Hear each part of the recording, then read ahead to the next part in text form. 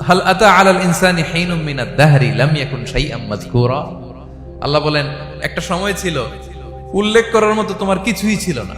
আজকে তো এত লম্বা চড়া মানুষ, আমরা কিছুই ছিলাম না। আমার বর্তমানে বয়স চলে 36, 37। তা আজ থেকে 37 বছর আগে আমি কি ছিলাম? আমার অস্তিত্বই ছিল না, আমার কোনো নাম ছিল না, আমার কোনো গ্রাম ছিল না, আমার কোনো অ্যাড্রেস ছিল না, আমার কোনো পরিচিতি ছিল না। আজ থেকে আরো 37 বছর পরে একটু খেয়াল করেন তো, এখন তো 37, আরো 37 ধরেন বাঁচলাম। এরপরে আমি দুনিয়া, দুনিয়া থাকবে কিন্তু আমি নাই। আজকে কার জন্য আটকে আছে দুনিয়ার কাজ বলেন তো? আপনার দাদার জন্য, আপনার নানার জন্য। তো আপনাকে লাগে কেন? আপনাকে লাগে? লাগে না তো আমাকে। আমি দুনিয়া, একদিন কিছুই ছিলাম না।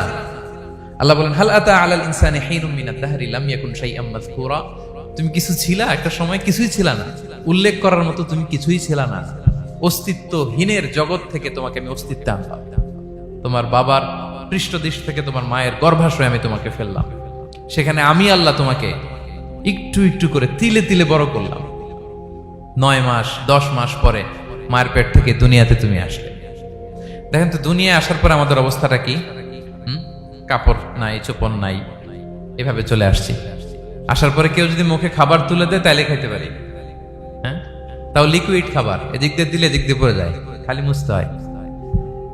মেহমান একজন এসে আদর করে কোলে নিচে পেশাব করে দিছি ভরাইয়া, আছে না নাই? হয়েছে না? হয়েছে না? এরকম আদর করে একটা কোলে নিছেন, এখনই না ডায়াপার আসছে মিয়া। আজ থেকে 10 বছর আগে এগুলো ছিল নাকি? প্যাম্পাস ডায়াপার ছিল, এই কাঁথা টাতা নিয়ে কোলে নেওয়া লাগতো, তারপরে দিছে ওদিক দিয়ে, জামা টামা ভিজে শেষ। ইভেন রাসূল সাল্লাল্লাহু আলাইহি ওয়াসাল্লামের কোলেও এরকম বাচ্চারা পেশাব করে দিছে, এরকম হাদিস আছে। আদর করে মায়েরা বাবারা আসলেই তো তার বাচ্চাকে রাসূল সাল্লাল্লাহু আলাইহি ওয়াসাল্লাম কোলে দিতেন, পেশাব করে দিতেন। তো কার কোলে উঠছে এটাও জানি না, পেশাব করে ভরাই দিচ্ছে। পেশাব পায়খানা করে শয়লাভ। লিকুইড দিলে খেতে পারি, শক্ত কিছু খেতে পারি না। এই তো আমি, এই তো আমার ক্ষমতা। একজন যে বললেন ক্ষমতার অহংকার, এই তো ক্ষমতাটা তো এতটুকু। এরপরে যখন জোয়ান হয়েছে, এখন তো জোয়ান, এখানে একটা ভূমিকম্প হইলে কি অবস্থা হবে বলেন তো জোয়ানদের? হ্যাঁ, কাঁপতে কাঁপতে সব শেষ। একটা ভূমিকম্প, একটা তুফান হলে ওটার বিরুদ্ধে দাঁড়াতে পারি না। একটা তুফান, রাস্তায় টায়ার পাংচার হলে লাফ দিয়ে উঠি। ক্ষমতা আমার, আমার নাকি ক্ষমতার অহংকার? কি দুর্বল আমরা, হ্যাঁ? কুকুর আমাদেরকে কামড় দিলে আমরা কুকুরের কামড়ও দিতে পারি না, ঠিক কিনা? মশা যে কামড়া, এটা ধরতে না পারলে কিছু করতে পারি? কামড় মাইরা দিছে দৌড়। বল্লা পোকা এসে যদি কামড় দিয়ে দৌড় দিয়ে কিছু করতে পারেন? তো কিসের কিসের ক্ষমতা আপনার? এরপর আবার যদি 70-80 বছর হায়াত পাই, আবার আগের মতো যেখানে বসি ওইখানেই ডাইরেক্ট, আছে না নাই? বয়স যখন 80 হয়ে যায় আর থাকে শরীরের কন্ট্রোল, আবার যেখানে বসে ওইখানেই পেশাব পায়খানা। খাবার দিলে খাইতে পারি, পিঠটা বাঁকা হয়ে কুজু হয়ে গেছে, এর নাকি আবার অহংকার? সাজে অহংকার? সাজে অহংকার? সাজে একজনের, আওয়াজ করে বলতে হবে তিনি কে? 3 নম্বরে অহংকার, দাম্ভিককে আল্লাহ পছন্দ করেন না। প্রিয় ভাইরা, আল্লাহ বলেন কারুনের ঘটনাকে আল্লাহ এখানে এনেছেন। আল্লাহ বলেন ইন্না কারুনা কানা মিন কওমি মূসা। কারুন ছিল মুসা আলাইহিস সালামের কওমের লোক, মুসা আলাইহিস সালামের কাজিন ছিল মূলত। কারুন নামে একজন সম্পদশালী ছিল। মিশরের রাজধানী কায়রো থেকে 100 কিলো দূরে ফাইয়ুম নামে একটা জেলা আছে, ওখানে তার বাড়ি ঘর। আমি দেখে এসেছি, কয়েকবার গিয়েছে। তো ফাবাগা আলাইহিম, সে মানুষের উপর চড়াও হলো। ওয়া আতাইনাহু মিনাল কুনুজি মা ইন্না মাফাতিহাহু লাতানু বিল উসবাতি উলিল কুওয়া। আল্লাহ বলেন এই কারণকে আমি এত সম্পদ দিয়েছি, এত বেশি ছিল তার সম্পদ, সম্পদগুলো যে সে আলমারির ভিতরে রাখতো, ওই আলমারির যে চাবি হইতো, এই চাবিগুলোরে ওজন করার জন্য, কাঁধে নেওয়ার জন্য 10 জন পেশি শক্তি পুরুষ লাগতো। আলমারি রাখার জন্য না, কি রাখার জন্য? আলমারি ভর্তি যে সোনা দানা গহনা, ওইটার যে চাবি, ওই চাবিগুলা বহন করতে একদল পেশি পুরুষ লাগতো, এত সম্পদ। তো তাকে এলাকার লোকেরা বলেছিল ক্বালালাহু কওমুহু লা তাফরাহ, এই কারণ তুমি গর্ব করো না। কারণ তাকে বলছিল মুসা আলাইহিস সালাম যাকাত দাও, সে বলতেছে আমি যাকাত দিব কেন? এই সম্পদ তো আমার। ইন্নামা উতিতুহু আলা ইলমিন ইনদি, আমি আমার বুদ্ধি খাটায় এই সম্পদ কামাইছি, আমার সম্পদ আমি খাবো, আমি যাকাত দিব কেন? আল্লাহ বলেন ইন্নাল্লাহা লা ইউহিব্বুল ফারিহিন, কারণ তুমি অহংকার করলে আমি আল্লাহ অহংকারকে বরদাস্ত করি না, অহংকারীদেরকে আমি আল্লাহ পছন্দ করি না। আমি অহংকারকে পছন্দ করি না, অহংকারকে আল্লাহ তাআলা পছন্দ করেন না। কি হয়েছিল কারণের নসিবে? আল্লাহ বলেন ফাখাসাফনা বিহি ওয়া বিদারিহিল আরদ ফামা কানা লাহু মিন ফিআতি ইয়ানসুরুনাহু মিন দুনিল্লাহ ওয়া মা কানা মিনাল মুনতাসিরিন। আল্লাহ বলেন সে যখন অহংকার দেখালো, আমি কারুনকে আর কারুনের সব সম্পদ মাটির ভেতরে দাবিয়ে দিলাম, মুহূর্তেই দাবিয়ে দিলাম। সহিহ বুখারীতে এসেছে ইয়াতাজালজালু ফিল আরদ, প্রতিদিন 1 বিঘত করে কারুন জমিনের ভিতরে যেতেই থাকবে, যেতেই থাকবে, যেতেই থাকবে কিয়ামতের আগ পর্যন্ত। আল্লাহু আকবার। কারণ অহংকার করেছিল। আল্লাহ বলে আমি অহংকারীদের পছন্দ করি না। সূরা লুকমানে আল্লাহ বললেন ওয়ালা তুসাইর খাদ্দাকা লিন্নাস, মানুষ থেকে মুখ ফিরিও না। ওয়ালা তামশি ফিল আরদা মারাহা, জমিনে অহংকার ভরে হেঁটো না। ইন্নাল্লাহা লা ইউহিব্বু কুল্লা মুখতালিন ফখুর, আল্লাহ তাআলা অহংকারীদেরকে, দাম্ভিকদেরকে পছন্দ করেন না। এই যে আমি বলছি যে 7 শ্রেণীর লোককে আল্লাহ পছন্দ করেন না, এটা আমার মন গড়া বানানো কথা। প্রতিটি কথার পেছনে কোরআনের যুক্তি আছে। কোরআনে আল্লাহ তাআলা বলছেন আল্লাহ অহংকারীদেরকে পছন্দ করেন না। ইংরেজিতে কি বলে? ইগো আছে আমাদের, হ্যাঁ ইগো, এটা ছেড়ে ফেলতে হবে, অহংকার করা যাবে না। আমার প্রিয় ভাইয়েরা একটু মনোযোগী হন, এই আয়াতের তাফসীরটা একটু সংক্ষেপে বুঝিয়ে দেই। আল্লাহ তাআলা বলছেন ইন্নাল্লাহা লা ইউহিব্বু কুল্লা মুখতালিন ফখুর, আল্লাহ কোন মুখতাল আর ফাখুরকে পছন্দ করেন না। মুখতাল আর ফাখুর মানে কি? মুখতাল মানে যে অহংকার করে মনে মনে। কিছু লোক আছে ভিতরে ভিতরে নিজের বড় মনে করে, বাইরে বলে না বা বলার সাহস পায় না, কিন্তু ভিতরে ভিতরে ভাবে আমি কোন হনুরে, কি বলে আমি কোন, আমি তো বড়, আরে আমার চেয়ে বড় বেশি জানে নাকি কেউ, আমার চেয়ে কিছু পারে নাকি, আমি তো, কিন্তু এটা মুখ দিয়ে বলে না, ভিতরে ভিতরে আছে না নাই? এদেরকে আরবিতে বলে মুখতাল। কি বলে? মুখতাল। আরেকজন ফাখুর, সে শুধু ভিতরে না, এটা প্রকাশ্যে বলে বেড়ায়, এটা আরো ডেঞ্জারাস। ফাখুর সে আরো খারাপ, সে প্রকাশ্যে তার অহংকার প্রদর্শন করে, বলে বেড়ায় যে আমি বড়, আমি বড়, আমি বড়। এই আমি বড় কথাটাই সবচেয়ে ভয়ঙ্কর। আমি বড় কথাটাই সবচেয়ে ভয়ঙ্কর। নিজে যাকে বড় বলে বড় সে, লোকে যাকে বড় বলে বড় সে হয়। আমার প্রিয় পেনাঙ্গের ভাইয়েরা, নিজেকে বড় মনে করা এটা শয়তানের স্বভাব। কার স্বভাব? বিনয়ী হওয়া এটা নবীদের স্বভাব। আল্লাহ তাআলা ফেরেশতাদেরকে বলেছিলেন উসজুদু লি আদম, তোমরা আদমকে সিজদা দাও। ফাসাজাদাল মালাইকা কুল্লুহুম, সবাই সিজদা দিল ইল্লা ইবলিস, কে ছাড়া? ইবলিস ছাড়া। সে নিজেকে বড় মনে করেছে, শয়তান।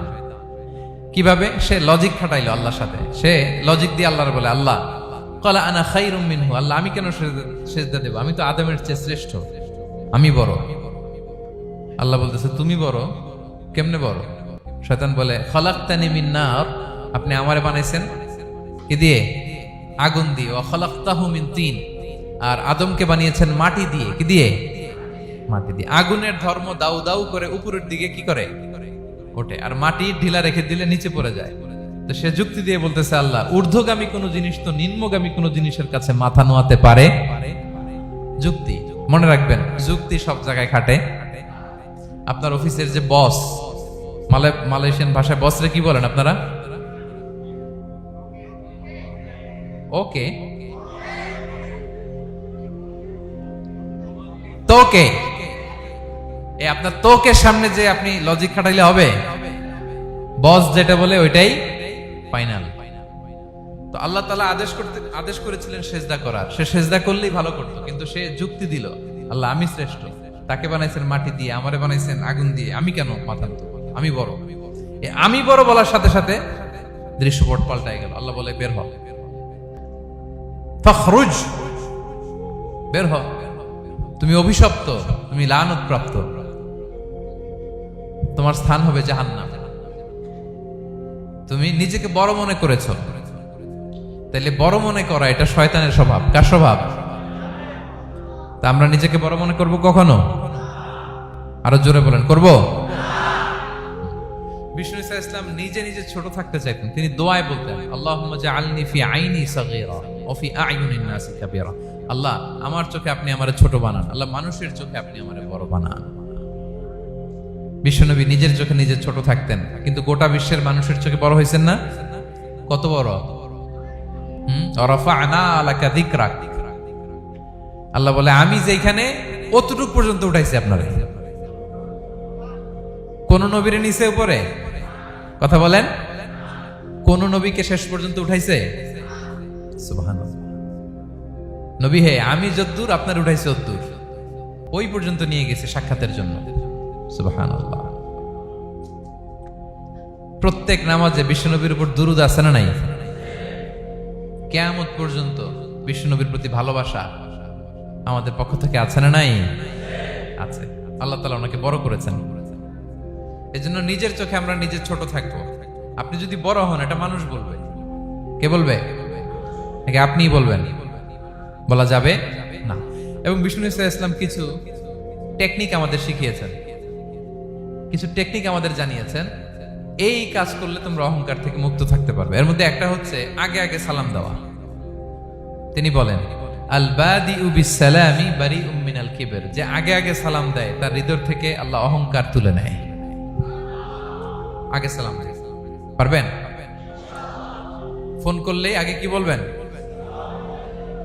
বাসায় ঢুকেই আগে কি বলবেন? স্ত্রীকে আগে সালাম দিবেন, বন্ধুকে আগে সালাম দিবেন, বাসার কাজের লোকটাকে আগে সালাম দিবেন, আপনার ড্রাইভারকে আগে সালাম দিবেন, বাসার দারোয়ানটারে আগে সালাম দিবেন। ফকির একটা আসলে আপনি সালাম দিয়ে ফেলবেন। পারবেন? হৃদয় থেকে অহংকার ফেলে দিবে কে? আগে আগে আমরা সালাম দেব।